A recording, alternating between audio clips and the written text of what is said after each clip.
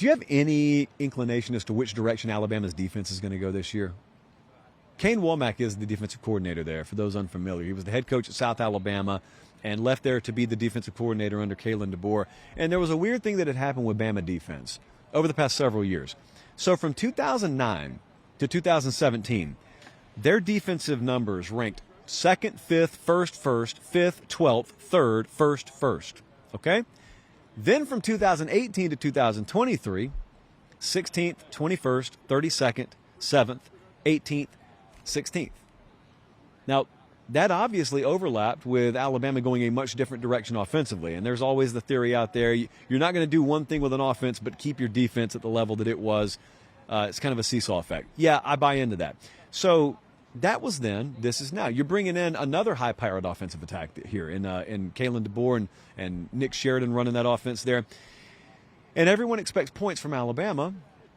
What level is the defense going to play at? Will the defense let them run the ball this year the way they want? This is almost like a what-if, because I picture Alabama in my mind, given the personnel they have, given the staff that just came in, I think run the ball, run the ball, run the ball. I think Jalen Milroe can do that for you.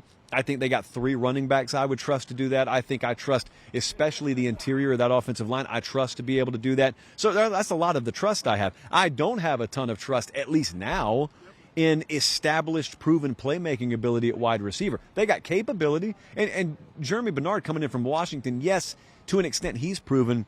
They don't have returning 1,000-yard reception type guys. So that's what I think about. But you don't play that style if you're playing catch-up. And defense goes a long way in providing you that cover to be able to play that style. Think about Michigan last year. Is Michigan running the ball 30 times in a row against Penn State if Penn State's leading 17-13? I really don't think so. So it's fair, I think. And it's also fair to think about the depth they have there. You know, you're used to rolling into a season and looking at Alabama. Even if you're not picking them to win it all, you say, well, man, they got this dude, this dude, this dude, and this dude, future first-rounders on defense. Do they have that guy or those guys?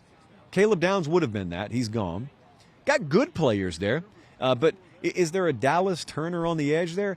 If there is, it comes from, guys whose names you don't know right now. And look, they got former 5-star guys littering that roster, like Yanze Pierre, Keon Keeley. Those guys are there. So it's not that they lack talent. They just lack proven talent. On the back end, you heard Nick Saban himself last week at SEC Media Days say their frontline guy's good. I don't know if they've got the depth. If they get banged up, I don't know if they have the depth, which is crazy because Nick Saban built that roster. But they don't have the depth. Well, okay, that means over under 9.5 wins. If you were to look at that, you may say, oh, I could see Bama winning 10 or 11. I'll take the over. Well, if you're an odds maker, like at FanDuel, you have to put that number out considering injury will happen. You just don't know when, you don't know where, but it will happen. So when I look at Bama, I just need them to be top 20 defensively this year. You float in that 10 to 20 range, that's realistic, and that would be good. 20 to 25, even pretty good. You get below that, and then you're probably asking your offense to do a little more than ideally you'd want to ask them to. You're playing some uncomfortable games, but they still have the 3rd best odds right now to win the SEC championship, and it's not too dissimilar from the odds market to win it all. So your guess is as good as Vegas is right now as to what they'll be defensively.